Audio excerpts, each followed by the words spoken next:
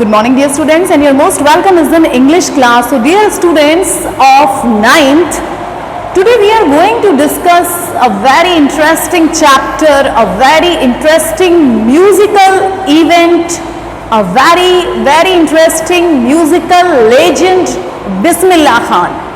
You know that he was a musician of era.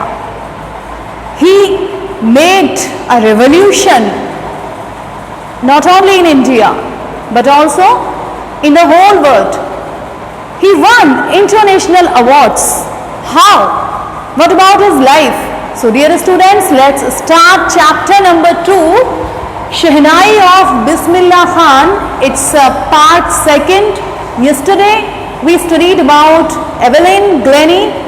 That was also a beautiful girl who played all the instruments, and today we are going to study about a particular person who played a particular instruments, and he won everything in his life which he required, and his heritage in India is still alive today. Yes, descriptive points of the chapters start with aversion to Pungi, affection to Shehnai, life of Bismillah Khan, achievement of Bismillah Khan, and the theme of this chapter is musical involvement or charm.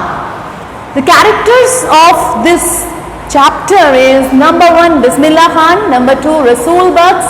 Rasool Bugs is grandfather of Bismillah Khan, and Ali Bugs is maternal uncle of Bismillah Khan.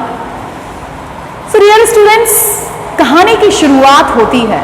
ये कहानी ही नहीं है, ये reality है, ये वास्तविकता है, और आज भी हम याद करते हैं बिस्मिल्लाह खान को. हम और आप में से कौन नहीं जानता कि बिस्मिल्लाह खान ने शहनाई के क्षेत्र में, कह सकते हैं कि जो संगीत का क्षेत्र था, वहाँ शहनाई का जो क्षेत्र था, अगर बात करते हैं कि सबसे बढ़िया और सबसे बेस्ट एक्सीलेंट शहनाई वादक कौन थे, तो वो थे बिस्मिल्लाह खान. और आज तक शायद कोई ना तो उनकी जगह ले पाया है और ना ही ले पाएगा. तो चलिए स्टार्ट करते हैं. एवर्जन टू पुंगी. आपने एसएसटी में पढ़ा होगा और आप सब जानते भी होंगे कि औरंगजेब नाम के एक राजा हुआ करते थे. तो देखिए शहनाई का नाम आखिर शहनाई क्यों पड़ा, क्यों इसको शहनाई कहते हैं, आखिर पुंगी क्या है. इतना ज़्यादा इंटरेस्टिंग चैप्टर आपने पहले कभी नहीं पढ़ा होगा, तो प्लीज़ पूरा वीडियो देखिए, और जिसने अब तक सब्सक्राइब करके बेल आइकन को प्रेस नहीं किया है, बेल आइकन प्रेस कर लीजिए, जिससे आपको सारी वीडियोस लगातार मिलती रहे और आपका कोई भी चैप्टर न छूटे और आपकी स्टडी इस कोविड पीरियड में भी जारी रहे. सो डियर स्टूडेंट्स, हम बात करते हैं एवर्जन टू पुंगी. तो सबसे पहले आपको जान लेना चाहिए एवर्जन का मीनिंग क्या है. एवर्जन बोलते हैं हम हेट, यानी कि घृणा. तो औरंगजेब नाम के एक राजा हुए जिनको पुंगी एक इंस्ट्रूमेंट था. जब उस पुंगी को बजाया जाता था तो उसकी जो अनप्लीजेंट वॉइस थी, अनप्लीजेंट साउंड जिसको हम कहेंगे, बहुत ही ज़्यादा श्रिल्ड थी, बहुत तीखी थी, बहुत ही बेकार थी, कानों को सुनने में अच्छी नहीं लगती थी. तो औरंगजेब ने उस म्यूजिकल इंस्ट्रूमेंट यानी कि पुंगी को अपने स्टेट में, अपने किंगडम में बैन करा दिया, प्रतिबंध लगा दिया. अब बात यह आती है कि अगर पुंगी को भी नहीं बजाया जाएगा तो किस तरीके से उत्सव मनाए जाएंगे, किस तरीके से सेलिब्रेशंस होंगे. इसके बाद क्या हुआ, अफेक्शन टू शहनाई. तभी, क्योंकि शाही दरबार में बजाई जाती थी पुंगी, तभी अचानक क्या होता है कि एक बार्बर फैमिली से बिलोंग करने वाले, बार्बर तो आप समझते हैं, नाई जिसको बोलते हैं हिंदी में, और रॉयल कोर्ट में एक पर्सन ने उसका इम्प्लीमेंटेशन किया, उसका मॉडिफिकेशन किया, पुंगी का ही मॉडिफिकेशन किया. और जानते हैं वो मॉडिफिकेशन क्या था कि उन्होंने पुंगी में 7 होल्स बनाए, और जिस तरीके से उसको प्ले किया रॉयल कोर्ट में, शाही दरबार में, जब एक बार्बर ने, जब एक नाई ने पुंगी को प्ले किया, अफेक्शन टू शहनाई, तो जानते हैं क्या हुआ, उसकी जो साउंड थी बहुत ज़्यादा पसंद आई राजा औरंगजेब को.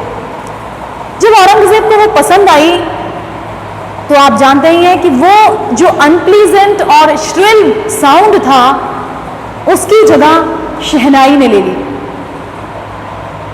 शाही दरबार में बजाया जाने वाला वाद्य यंत्र, और किसके द्वारा? एक बार्बर यानी कि नाई के द्वारा। तो जब नाई के द्वारा शाही दरबार में एक वाद्य यंत्र बजाया गया तो शाही का हमने शह लिया और नाई तो नाई है ही, तो इसका नाम पड़ा इस तरीके से शहनाई। और आप भी जानते हैं कि शहनाई अक्सर या तो शादी के ओकेजन पे, मैरिज ओकेजन्स पे बजाई जाती है, या पुराने टाइमिंग की अगर हम बात करें तो वहां बजाई जाती थी। और आज भी कोई पवित्र इवेंट होता है, सैक्रेड इवेंट जब होता है तो शहनाई का बजना, इवन नॉर्थ साइड में अगर आप देखेंगे तो जितने भी ओकेजन्स हैं, जो सेलिब्रेशंस हैं, जो इवेंट्स हैं, उनमें शहनाई का बजाया जाना बिल्कुल मुनासिब होता है, क्योंकि उसके बिना कोई शुरुआत नहीं होती। इसको बहुत ही ज्यादा पवित्र माना जाता है और शुरुआत ही हर एक इवेंट की, हर एक उत्सव की शहनाई के साथ ही होती है। तो इस तरीके से शहनाई के प्रति अफेक्शन औरंगजेब का बढ़ता चला गया और बाकी लोगों को भी बहुत पसंद आई। तो जितने भी उत्सव मनाए गए उसमें शहनाई का बजाया जाना बिल्कुल कंपलसरी कर दिया गया और लोगों को पसंद आने लगी। अब बात करते हैं लाइफ ऑफ बिस्मिल्लाह खान। आखिर बिस्मिल्लाह खान कैसे आए शहनाई के संपर्क में? बिस्मिल्लाह खान जब छोटे थे तो अक्सर उनको एक आदत थी गिल्ली डंडा खेलने की, और वो खेला करते थे। अगर बात करें उनका जन्म कहाँ हुआ तो बिहार के दुमरान नामक प्रांत में बिस्मिल्लाह खान का जन्म हुआ, और बहुत मजे से खेला करते थे वो गिल्ली डंडा, और एकदम फ्री लाइफ थी उनकी, स्वतंत्र आजादी की जिंदगी जिया करते थे। लेकिन धीरे धीरे उनका जो चार्म था, उनका जो अट्रैक्शन था, वो शहनाई की तरफ बढ़ने लगा। अगर बात करें उनके एंसेस्टर्स की, उनके परिवार की, तो उनके परिवार में जितने भी लोग थे, उनके जो एंसेस्टर्स थे, जो फैमिली में मेंबर्स थे, वो भी म्यूजिकल फैमिली को ही बिलोंग करते हैं। उनको बहुत ज्यादा इंटरेस्ट था। और हमारे बिस्मिल्लाह खान बनारस घराने को बिलोंग करते हैं, और आज कहीं भी देखा जाए तो बिस्मिल्लाह खान से उम्दा कलाकार आपको नहीं मिलेगा शहनाई बजाए जाने वाला। तो इतनी अच्छी शहनाई बजाते थे बिस्मिल्लाह खान। तो शुरुआत कहाँ से हुई कि इनके जो दादाजी थे रसूल बख्श, वो भी बजाया करते थे शहनाई। इवन अली बख्श जो इनके मैटरनल अंकल थे, अपने मैटरनल अंकल के पास ये जाते हैं, और वहां जाकर के जब उन्होंने देखा कि शहनाई बजती है तो वहां बैठ करके वो सीखने लगे शहनाई को। इवन बिहारी जी के मंदिर में जब उन्होंने देखा और बजाया भी तो उनको एक बहुत बड़ा सा लड्डू भी मिला करता था। धीरे धीरे करके इनका जो इंटरेस्ट था बिस्मिल्लाह खान का, वो शहनाई की तरफ बढ़ता चला गया। और जानते हैं आप, 14 ईयर्स की एज में इलाहाबाद कॉन्फ्रेंस में, at the age of 14 years in Allahabad conference, Bismillah Khan got appreciation among all the people. सारे लोगों के बीच में इनको इतनी ज्यादा प्रशंसा मिली, इतनी ज्यादा तारीफ मिली कि जिसको बयान करना शब्दों में मुश्किल है। इवन बिस्मिल्लाह खान वो शहनाई वादक हैं जिनको भारत रत्न से नवाजा गया। हमारे देश में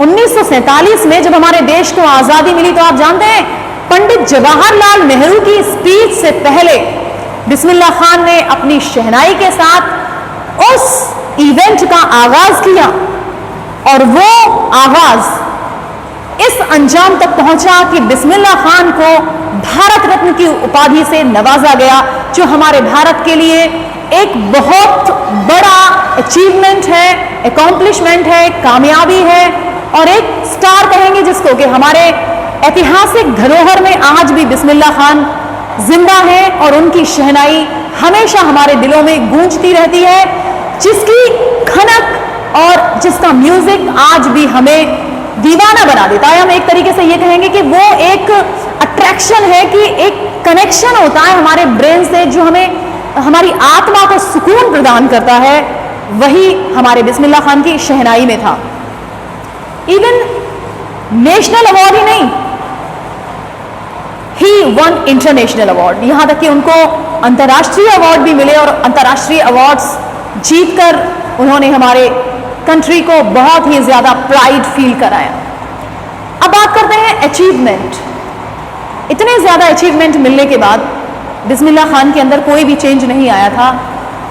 इवन जब वो शुरुआती दौर में सीख रहे थे तो डेली उनको लेसन मिला करते थे उनके मैटरनल अंकल से, मामा जी से, और उन लेसन्स को, म्यूजिकल लेसन्स को वो हमेशा रिपीट किया करते थे।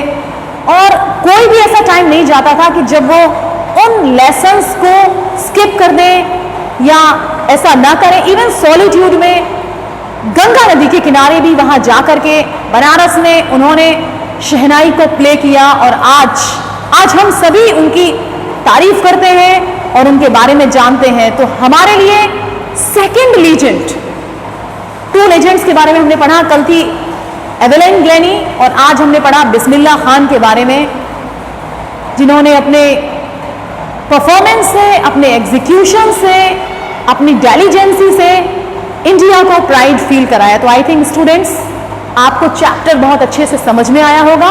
समझ में नहीं आया है तो प्लीज आप कमेंट बॉक्स में जाकर के लिखिए कि आपको कहाँ प्रॉब्लम होती है, और आपके कोई वर्ड मीनिंग्स भी हैं तो आप मुझे लिख करके पूछ सकते हैं। I will answer each of your question. Okay, तो dear students, as a homework kindly write summary of this chapter and don't forget to complete your work also as summary every day I am giving to you, कि रोजाना आपको जो work दिया जाता है। और please don't miss your study hours. Thank you very much and I wish to all of you happy Eid and Raksha Bandhan also. Take care, bye bye, enjoy your holidays also and don't miss your study. Have a nice day.